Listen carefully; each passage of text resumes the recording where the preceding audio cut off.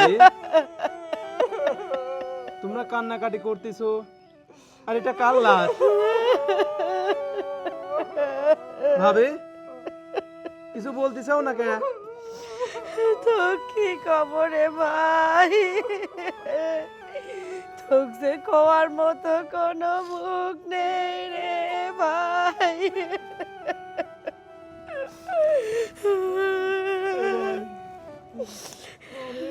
মেলা চেষ্টা করেছি তুই ফোন করবো যতবার ফোন ঢুকে ফোন খালি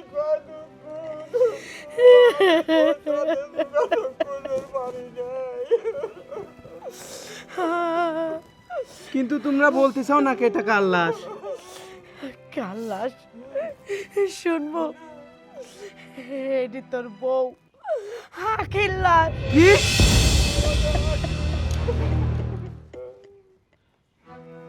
আখির লাশ মানে আরে ভাই আখি মরে গেছে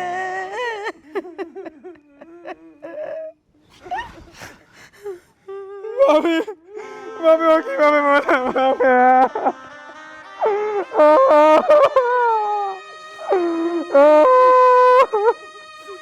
কাঁদিস নি রে ভাই তোকে কি করে সান্ত্বনা দেব সেই মুখের ভাষা আমার নেই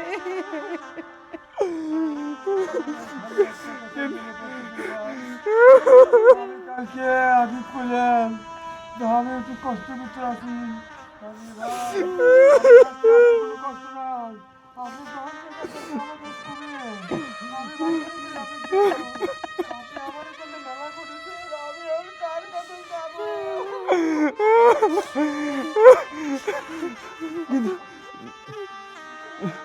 ভাবি ও ও কিভাবে মরলো জানি রে ভাই রাতের বেলা জিওল মাছ দিয়ে ভাত খাইছে তোর ভাই কইছিলি ভাই জান আমার জিওল মাছ দিয়ে ভাত খাইতে মন চাচ্ছে তোর ভাই হাটের দিন জিওল মাছ আনেছিলি পেট ভরি রাতের বেলা ভাত খাইছে সকালবেলা আমি আখি ডাকি আখি দরজা খোলে না এখন দেখি দরজা খোলা রয়েছে হাত দিতেই দরজা খুলে গেল এখন ঘরে ঢুকে দেখি আখি মরি মরি রয়েছে দরজা খোলা ছিল মানে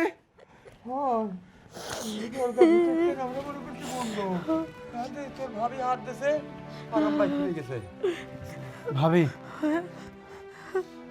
আমার সন্দেহ লাগতেছে কি সন্দেহ ওর স্বাভাবিক মৃত্যু হয় নাই ওকে কেউ খুন করছে ভাবি ওকে কেউ খুন করছে না না কেটা খুন করবি ওর তো কেউ শত্রু ছিলি না ও তো ভালো ছিলি সবার সাথে মিলে খুশি থাকতি না ভাবি ও কেউ খুন করেনি না একজন মানুষ মারা গেলে ওর দরজা খোলা থাকে না এমনি এমনি মারা যায় নাই ওকে কেউ খুন করছে এই খুনিকে আমি বের করেই ছাড়বো ভাবি ওই খুনিকে আমি শাস্তি দিয়েই ছাড়বো শাস্তি দিয়েই ছাড়বো ঠিক কথা কইছিস তুই ঠিক কথা কইছিস তুই চেষ্টা কর সাথে আছি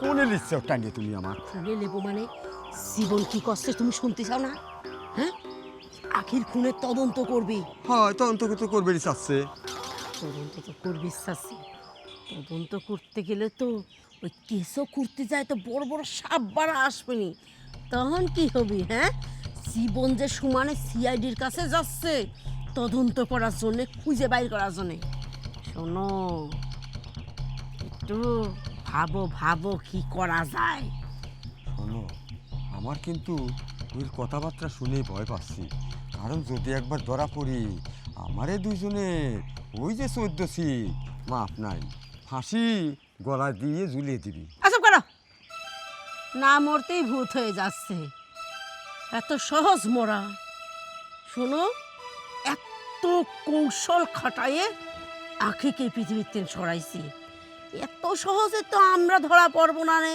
আচ্ছা তাহলে এক কাম করা যাক চুপ করো সে কামই করা যাক না কে জীবনে আগে থামানো লাগবে বুঝতে পারিস জীবনে না থামাতে পারলি আমারে কিন্তু জেল খাটা কেউ বাঁচাতে পারবে না। তাহলে এক কাম করো, ওই জীবনের জীবনটা আমরা বাইকে ফেলাই, এটি সবচেয়ে ভালো হবে। ঠিকই কইছ। একটা খুন করলে কি হয়? ফাঁসি। তাহলে দুটো খুন করলে? ফাঁসি। এক খুনের ফাঁসি দিলি তো আর দুই খুনের ফাঁসি দেওয়া লাগবে না রে, তাই না? হ্যাঁ। তাহলে আসো আমরা জীবনে সরা দেই, তাহলে কি হবে নি? জীবন তদন্তও করতে পারবি না নে, আর আমারে ফাঁসিও হবে না নে। তাহলে একটা খুনের তেন বাঁচতে অনেকটা খুন। তাহলে দেখো মিলে যাচ্ছে, অঙ্ক কিন্তু মিলে যাচ্ছে। জীবনের জীবন বাড়া যাচ্ছে, আমারে জীবনে শেষে আমারে বাঁচা। বাঁচা যাচ্ছে। চলো আর দেরি নেই। না, দেরি তো করা যাবেই না। যত দেরি করব তত সিআইডি আরও উঠে পড়ে লাগবে আমার পিছনে, বুঝেছাও? চলো। আসো। স্যার, আমার ওয়াইফের খুনের বিষয়ে কি কোনো খোঁজ খবর পাইছেন? না, এখন পর্যন্ত কোনো খোঁজ খবর পাই নাই। তবে আমরা কয়েকজনকে সন্দেহ তালিকায় রাখছি। একটা কাজ করো, তুমি তোমার ভাবি এবং ভাইয়ের প্রতি একটু নজরদারি রাখো। কি বলেন স্যার? আমার ভাই ভাবের মতো মানুষই হয় না। আপনার হয়তো কোথাও ভুল হচ্ছে। আসলে আমরা সিআইডি তো, আর সিআইডির চোখ হচ্ছে খুব তীক্ষ্ণ হয়। এর জন্যই বলতেছি যে তোমার ভাই ভাবির প্রতি একটু নজর রাখো। আর তোমার ভাই ভাবি ছাড়াও আরও কয়েকজনকে আমরা সন্দেহ করছি। যাই হোক, আমরা সম্পূর্ণ তদন্ত শেষে ফলাফলটা জানতে পারবো। আচ্ছা ঠিক আছে স্যার, আমি বিষয়টা দেখতেছি। আচ্ছা, আর যেটা বললাম তোমাকে, তোমার ভাই ভাবির প্রতি একটু নজর রাখো। যেহেতু আপনি বললেন, নজর তো অবশ্যই রাখতে হবে। আচ্ছা ঠিক আছে, আমি তাহলে আসি, কারণ আমরা অফিসে একটু কাজ আছে। আচ্ছা স্যার, আর ইনকোয়ারি করে কিছু জানতে পারলে অবশ্যই আমাকে জানাবেন। হ্যাঁ, তা তো অবশ্যই। আসি স্যার। আচ্ছা ঠিক আছে। আসসালামু আলাইকুম। ওয়ালাইকুম আসসালাম।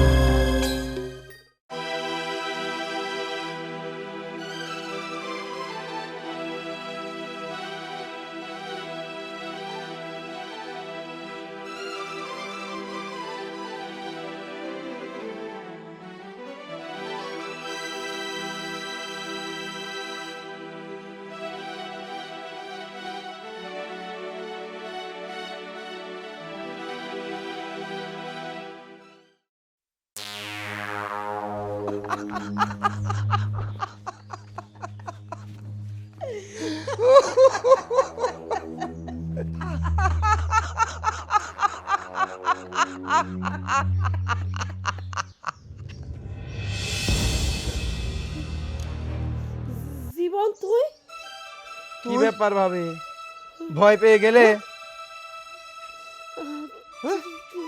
তুই না ঘরে শুয়েছিল? হ্যাঁ, আমি ঘরে শুয়েছিলাম আর আপনারা দুইজন আমাকে মেরে ফেললেন। কেমনি করে? কেমনি করে আসলো? আমি তো ঘরের মধ্যে ছিলাম না ভাইয়া। হ্যাঁ? আমি আপনাদের দুইজনের কুকর্ম এই সামনে আনার জন্য এই প্ল্যানটা সাজাইছি। জীবন, কিসের কুকর্ম, কিসের প্ল্যান? পাগল নাকি তুমি?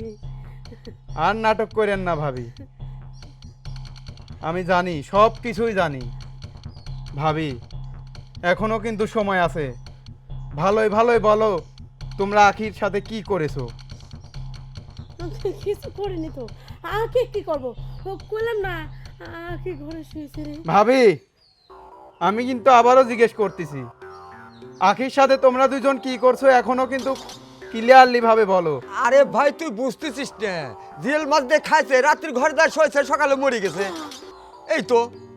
দেখো ভাবি, দেখো ভাইয়া, তুমি যদি নাটক করো আমি কিন্তু সিআইডি অফিসারকে এখনই কল দিব।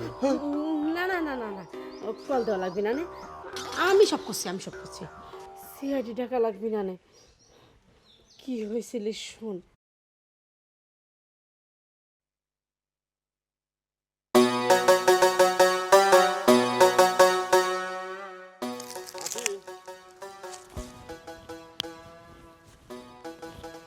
হ্যাঁ ভাইজান বলুন। কথা হচ্ছে কি, আমি তো একটা কাজে ঠেকে গেছি, তোমাকে 1010 টাকা দাও, টাকা লাগবে আমার। 10,000 টাকা আবার আপনি আমার থেকে চাচ্ছেন? ভাইজান, গত 3 দিন আগেও তো আপনি আমার থেকে 10,000 টাকা নিয়ে গেলেন। এত ঘন ঘন টাকা দিয়ে আপনি কি করেন? আমি একটা ব্যাপার বুঝি না আখি। আমার ছোট ভাই বিদেশে থাকে, বিদেশ থেকে কামাই করে, তোমার হাতে টাকা পয়সা দেয়। আচ্ছা, সেই জন্য কি তুমি আমাদেরকে মানুষ মনে করো না? আমরা কি ভাইদের জন্য আমি কিছুই করি নেই? তোমার জন্য কিছুই করি নেই? তোমার কাছ থেকে টাকা নিতে গেলে আমাকে হিসাব দিতে হবে? দেখেন ভাইজান, স্বামী হচ্ছে আমার, আপনার যতই ভাই হোক। এখন আমার স্বামী আমার উপরে দায়িত্ব দিয়ে গেছে তার টাকা পয়সা সব কিছু রক্ষা করার।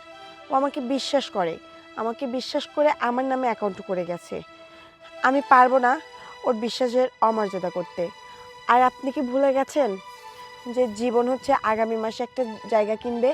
ওই জায়গা কিনতে আমাদের অনেক টাকা লাগবে। আর এভাবে যদি আমি গোছানো টাকাগুলো যদি আপনাকে দিয়ে দিয়ে ফুরিয়ে ফেলি, তখন আমি ওর কাছে কি হিসেব দেব? আমি আপনাকে কোনো টাকা দিতে পারবো না। তোমার কথা শুনে মনে হচ্ছে কি জীবন তোমাকে বিশ্বাস করে আর আমরা জীবনের কাছে অবিশ্বাসী, না? জায়গা কিনবে ভালো কথা, এই যে বিদেশ গেছে, আমি কি ওর জন্য কিছুই করিনি?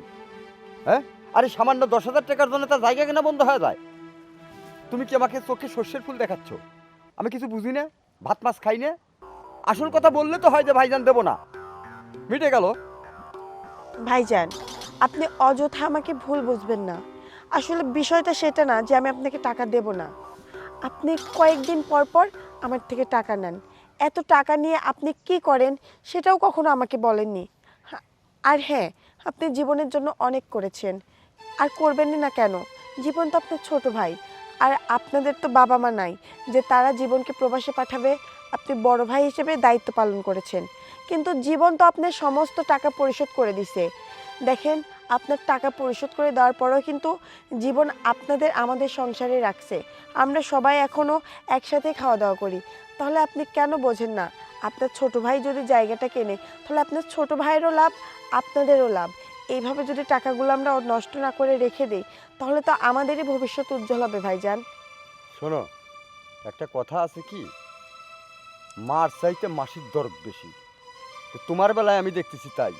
জীবন ভাই হচ্ছে আমার, আর জীবনের প্রতি দরদ তোমার উঠলে উঠতেছে। আসল কথা বলো, অর্থ অর্থ। আমার ভাইয়ের অর্থের লোভে তুমি পাগল। তুমি আমাকে সেখান থেকে 10,000 টাকা চাইলাম, দিবা না? আমি বুঝি না? আমি সব বুঝি। ঠিক আছে, না দিলা, আমি জীবনের সঙ্গে কথা বলবো, দেখি সে কি বলে। সম্পূর্ণ দায়িত্ব তোমার পর দিয়ে গেছে, না বড় ভাই হিসাবে আমারও কিছু দায়িত্ব আছে? ঠিক আছে ভাইজান, আপনি জীবনের সঙ্গেই কথা বলেন। জীবন যদি আপনাকে টাকা দেয়, আমার কোনো আপত্তি নেই, কিন্তু আমি আমার স্বামীর কথা রক্ষা করব। আমি ওর থেকে না শুনে কখনোই আপনাকে টাকা দিতে পারবো না। ঠিক আছে, তোমার সঙ্গে আমার শেষ কথা। তবে আর একটা কথা বলে যাই, অতি ভক্তি না চোরের লক্ষণ। আমার ভাইয়ের প্রতি যে তুমি ভক্তি দেখাচ্ছ, কেন দেখাচ্ছ সেটা আমি বুঝি। ভাইজান শুধু শুধু আমাকে ভুল বুঝলো।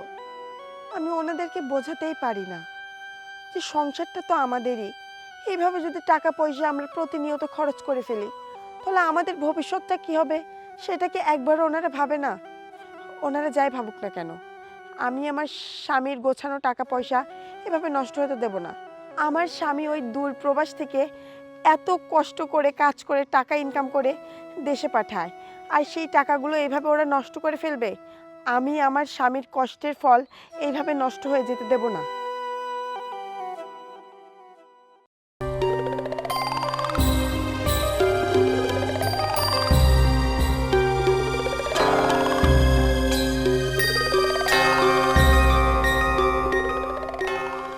কি গো, কি হয়েছে? কোন খারাপ কে? মন খারাপ, আখির কাছে গেছিলাম বুঝলে। কইলাম যে আমার 10,000 টাকা লাগবি, 10,000 টাকা দাও। দেশে দিবি কাঁচ কলা দিবি। এসব আবার কি কও? গায়ে মানে না, আপনি মোরল। আমি যে টেকার কথা কইলাম সেই এত কথা আমাকে শুনে দিলে। আপনার ভাই বিদেশে কষ্ট করে টাকা কামাই করতেছে, আপনারা এত টাকা পয়সা খরচ করেন, সেদিন টাকা নিলেন খরচ করলেন, আজকে টাকা কি করবেন? মানে ও আমার গার্জেন, ওর কাছে আমার টাকার হিসেব দিয়ে দিয়ে টাকা নেওয়া। আমিও ছাড়ি নেই, কইলাম যে কি তোমার জন্য আমি কিছুই করি নেই, ভাইটার জন্য আমি কিছুই করি নেই। শেষে কয়েও আইছি অতিভক্তি চোরের লক্ষণ। তুমি যে আমার ভাই কি করে ভক্তি করতে চাও সেটাও আমি বুঝি। বুঝতে পারলাম। শোনো, সারা জীবন এই তোমার এই আখির কাছে হাত পাইতে পাইতে টেকা নেওয়া লাগবে। তুমি কিসের জন্য এই জমিগুলি বেশি বিদেশ পাঠাতে গেছিলে? এখন দেখো এত আদর সমাদর করিছে ভাই ভাই বোক, এখন দেখো তোমাকে আর গোনে না। কি করব কও, ছোট ভাই, তার জন্য তো মায়া মহব্বত হয়, সেটুক নাই আমি করেছি। কিন্তু এখন এই পরামানিকগিরির হাত থেকে আমি বাঁচি কি করে, সেই বুদ্ধি আমার দাও তো। তোমার এই ছোট ভাই বউ যতদিন এই বাড়িতে থাকবে ততদিন তুমি কিচ্ছু পাবে না। দেখো তুমি কষ্ট করে তোমার ভাই বিদেশে পাঠাইছাও, হ্যাঁ, কি জানে তোমার ভাই তোমার নামে অ্যাকাউন্ট করবি, তোমার নামে টাকা পয়সা পাঠাবি। তা করে না, কিন্তু সব তোমার ভাই বোন নামে করেছে। কিসের জন্যে? আজ যদি তোমার ভাই বউ এই বাড়িতে না থাকে, সেই অ্যাকাউন্টের মালিক হবে কিডা? হ্যাঁ, আগে কও তো মালিক হবে কিডা? আমি। ওই তো বুঝবার পারিস।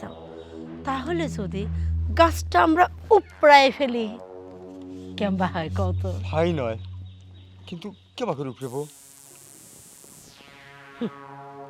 ওই গাছটা যদি উপড়ায় ফেলি তাহলে তোমার আর আমার কোনো কাজের মধ্যে না ও ব্যাঘাত ঘটাতে পারবি না।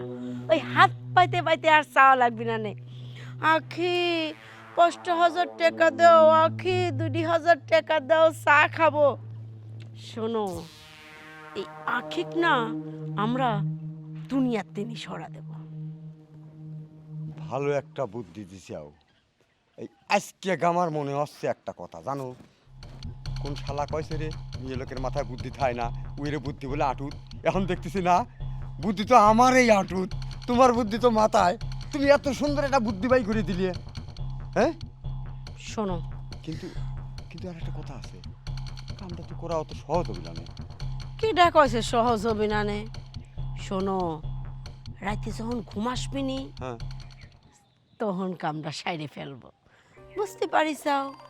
আর তুমি এত চিন্তা করে না, সেনে আমি আছি, সেনে কাজ পানির মতো হয়ে যাবে। চলো। আচ্ছা, এখন মনটা একটু হালকা লাগছে। হ্যাঁ চলো। চলো।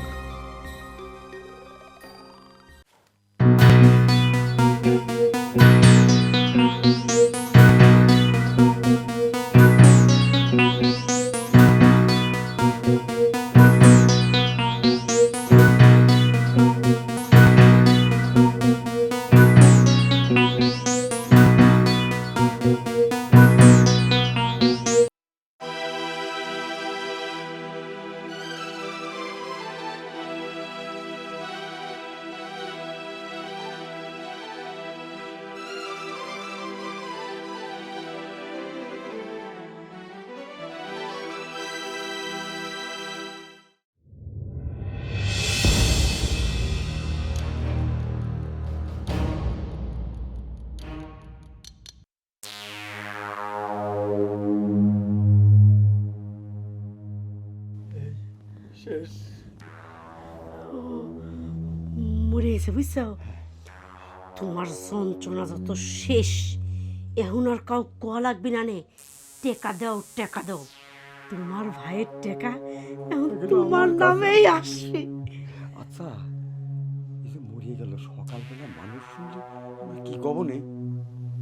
শোনো, সকালবেলা মানুষ শুনলে কমনে যে ঘুমের ঘরে মরে গেছে, আপদ বালাই শেষ। শোনো, মরে গেছে তা থেকে আমরা তো আর নাটক কম জানিনি। এই মরা যদি কেউ বুঝতে পারে যে আমরা মারিছি, তাহলে কি হবে? গলা ধরি ফাঁসি। হ্যাঁ, আমার এই জেল ফাঁস হয়ে যাবে। আর এই জেল ফাঁসের দিন বাঁচতে হলে আমারে একটা নাটক রচনা করা লাগবে। হয় সেই নাটকে অভিনয় করবে কিনা? তুমি আর আমি। রেজা আর অনামিকা। ঠিক আছে, শোনো, সকাল হইতে হইতে আমরা দুইজন, না, এখন তিনি নাটকটা শুরু করা লাগবে, যেন সকালবেলা আইসেই সবাই দেখে যে লাশ পড়ে আছে। কাটাকাটি। হ্যাঁ, তাহলে এখন তিনি শুরু করা লাগবে। হ।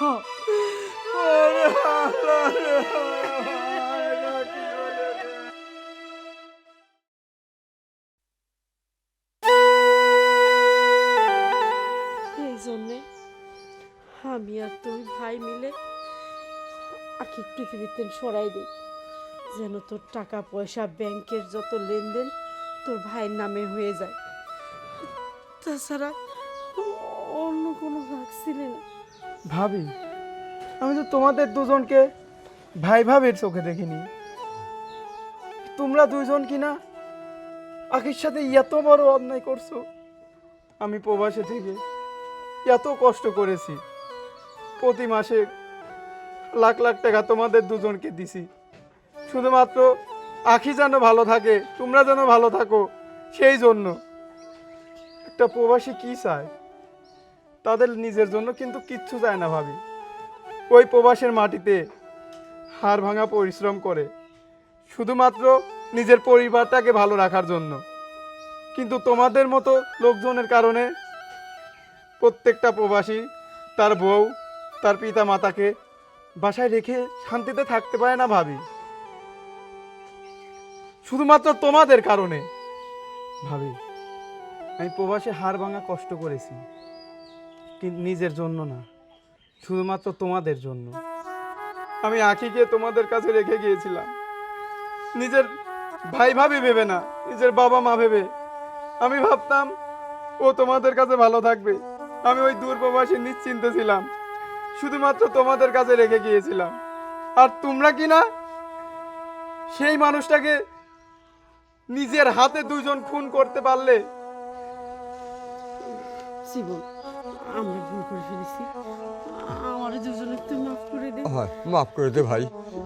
তোমরা যে অন্যায় করেছো সেই অন্যায়ের কোনো ক্ষমা নেই।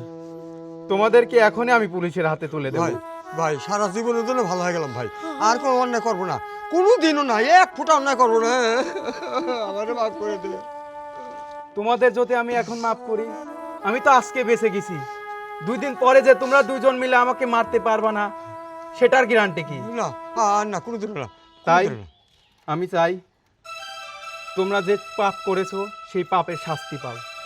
তাই আমি বাইরেই সিআইডি অফিসারকে দাঁড় করে রেখেছি, তোমাদের দুজনকেই এখন ধরিয়ে দেব। চলো আমার সাথে।